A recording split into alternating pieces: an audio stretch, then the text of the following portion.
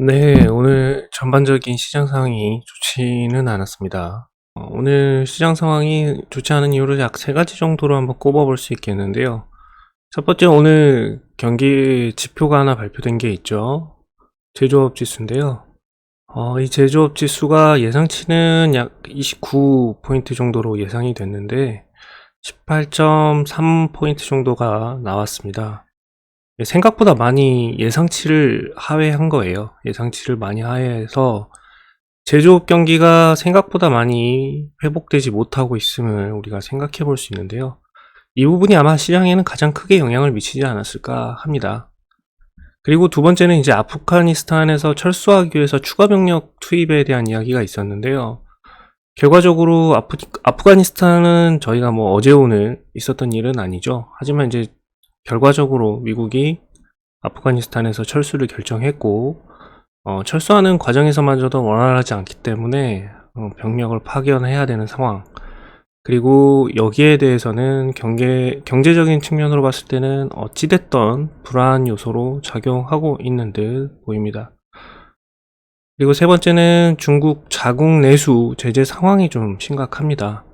얼마 전에도 뭐 과외, 그다음에 뭐 게임 산업, 뭐 이런 부분에 대한 제재, 그리고 최초는 엔트그룹에 대한 제재부터 시작이 되었지만 결과적으로 이게 사업 전반에 관해서 공산당이 어느 정도 계속 지속적으로 제재를 계속 가지 않겠냐라는 불안감.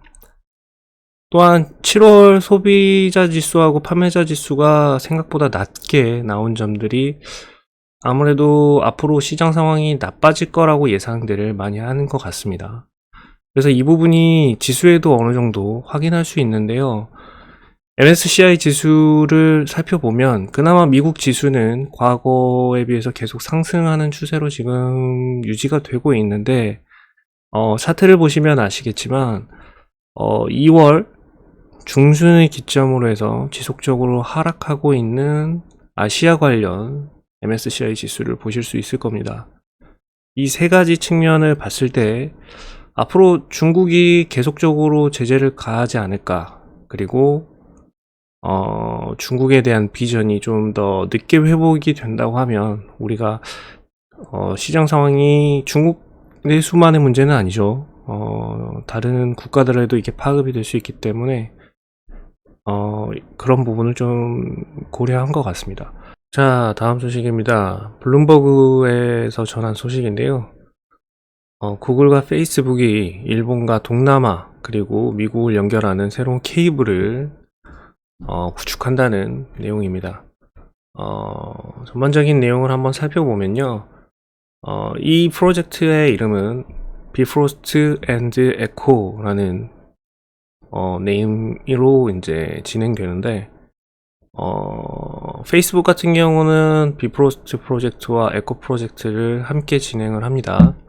그래서 태평양을 횡단하는 케이블을 동남아까지 깔므로써 앞으로 잠정적인 앞으로의 고객들을 유치하는데 상위에 자기가 서겠다라는 내용이 메인이죠. 구글 같은 경우는 후발주자인데요. 페이스북과는 달리 에코 프로젝트에만 참여하는 대신에 인도의 디지털화를 돕기 위해서 앞으로 100억 달러를 지출한다는 계획에 있습니다. 이 부분을 한번 평가라기보다는 이제 생각을 좀 전해드린다면, 구글과 페이스북은 어떻게 보면 플랫폼 기업이죠. 어떻게 보면이 아니라 플랫폼 기업이 맞습니다. 그래서 이 플랫폼 기업 같은 경우는 고객 유치가 정말 중요해요. 이건 누구나 다 아는 사실이죠. 저희도 이제 물건을 만들어서 이 생산한 물건들을 팔 때 가장 중요한 거는 만드는 건 언제든지 만들 수 있습니다. 항상 생산은 그렇게 어렵진 않아요. 저도 물론 이제 생산 쪽에서 생산을 해서 물건을 직접 판매를 진행하고 있기 때문에 어떤 물건을 내가 원하기만 하면 만들 수 있는 시스템입니다. 하지만 이제 이거 같은 경우는 시장이 정말 중요하죠. 근데 이제 구글하고 페이스북은 잠정적인 고객들을 원하는 것 같아요. 일반 선진국 같은 경우는 누구나 다 구글과 페이스북을 이용하고 있습니다. 근데 이제 동남아나 약간 낙후된 지역 같은 경우는 아직 쓰고 있지 않은 잠정적 고객들이 많죠. 거기가 이제 동남아고, 동남아 같은 경우는 인구도 정말 많습니다. 그래서 구글과 페이스북이 동남아를 선점하고 거기에서 사람들을 유입시킬 수만 있다면 앞으로 이용자들이 늘어날 테고, 거기에서 따라오는 부가적인 수입들, 그리고 앞으로 자기들의 시장을 점유하는 과정에서 얻을 수 있는 이익들이 충분히 더 있다고 보고 투자를 하는 것 같습니다. 그래서 이 투자는 구글과 페이스북에 굉장히 좋은 투자고 앞으로 플러스 요인으로 작용할 것 같다라는 생각이 듭니다. 그리고 다음 소식입니다.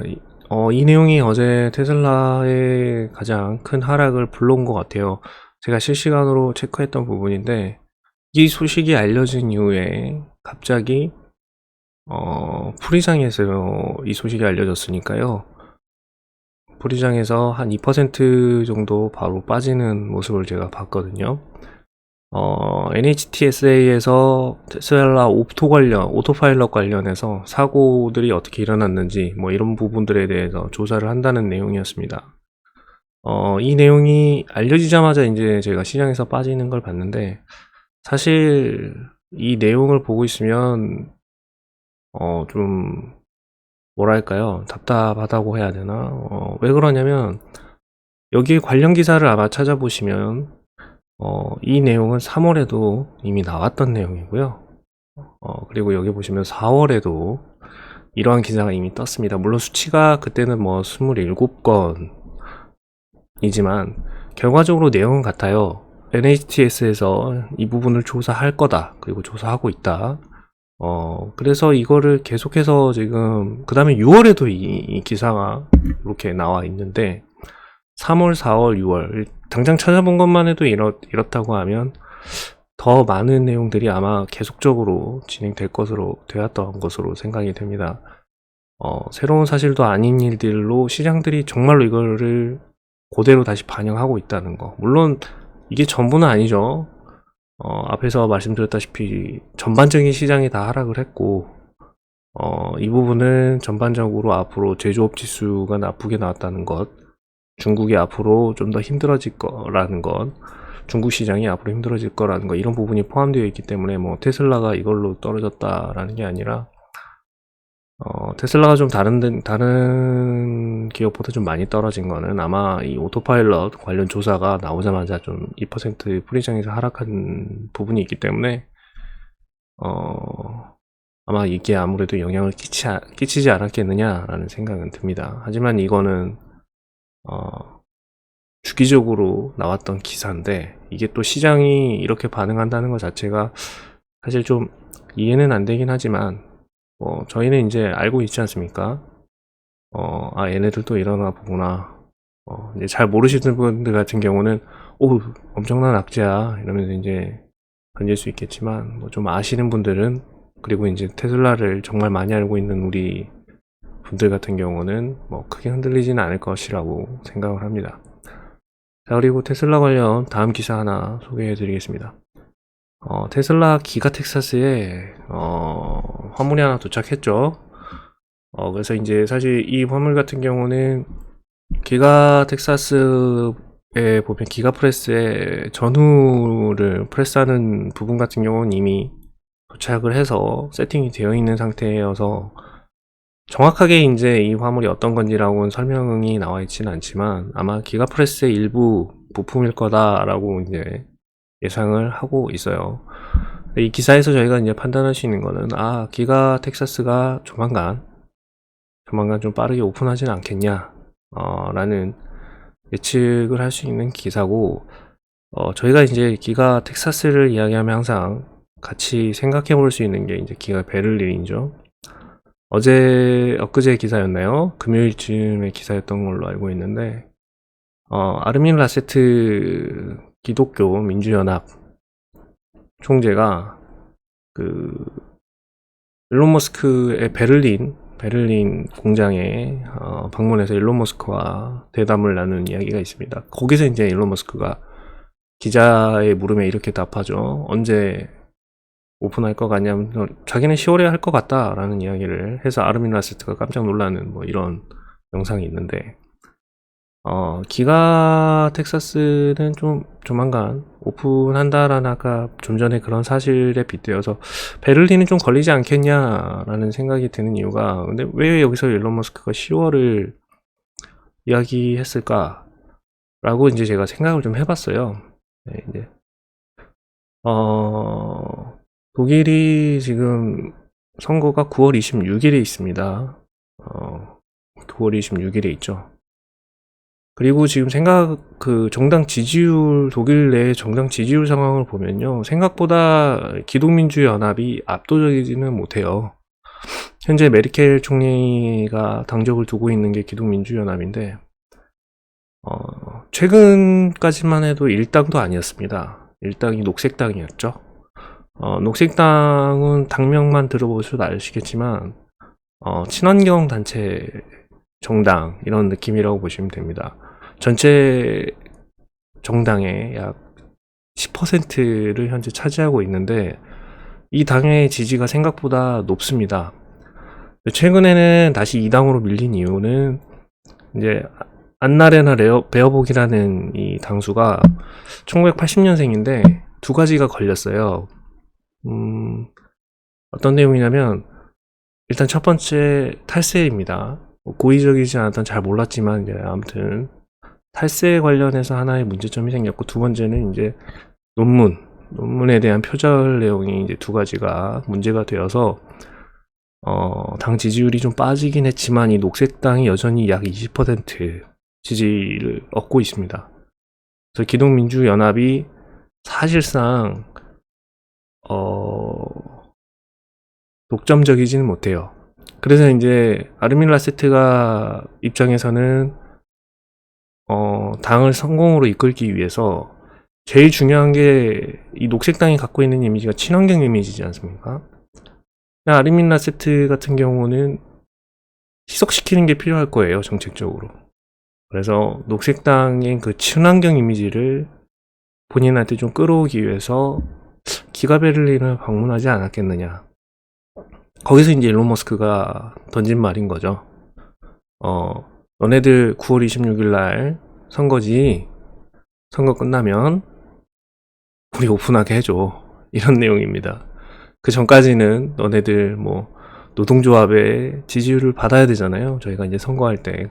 독일 같은 경우는 내연기관차들 노동조합이 강력하기 때문에 선거 때 아무래도 좀 불리하겠죠. 함부로 테슬라를 지지해서 노동자들의 일자리를 잃게 한다라는 이야기가 나오는 게 쉽지만 본인들 입장에서는 좋지만은 않을 겁니다. 그래서 일단 9월 말까지는 어쩔 수 없을 거야 너네도. 하지만 10월에는 우리 오픈하게 해줘 라는 의미가 아닐까 라는 생각이 들어요. 그래서 물론 이제 처음에 다시 이제 기가 텍사스 이야기로 돌아오면, 이건 제 개인적인 사견입니다. 나는 기가 텍사스가 먼저 오픈이 아니죠. 모델 Y를 생산하는 게 더 빠르지 않을까 라는 생각이 듭니다. 그래서 기가 텍사스에 새로운 택배가 도착했고, 이 안에 내용물이 아마 기가프레스의 일부일 것이다. 조만간 생산이 진행되지 않을까 라는 예측 한번 해보면서 오늘 시장 상황 마무리하겠습니다. 네, 오늘 기사 정리해 드렸는데요. 처음 하는 영상 만드는 작업이었고, 그리고 이제 제가 편집이나 이런 게 능력이 마땅치 않았기 때문에 아무래도 자르는 것 조금 하는 거 제외하고는 아무래도 영상 편집이 좀 많이 모자라서 말 그대로 그냥 말한 대로 아마 영상이 나갈 것 같아요. 그래서 아마 많이 모자랄 것 같은데 여러분들께서 많이 구독과 좋아요 해주신다면 열심히 기사들 매일매일 업데이트 더욱더 열심히 잘 만들어서 또 업데이트 하도록 노력하겠습니다. 도움이 되었다면 구독과 좋아요 부탁드립니다. 감사합니다.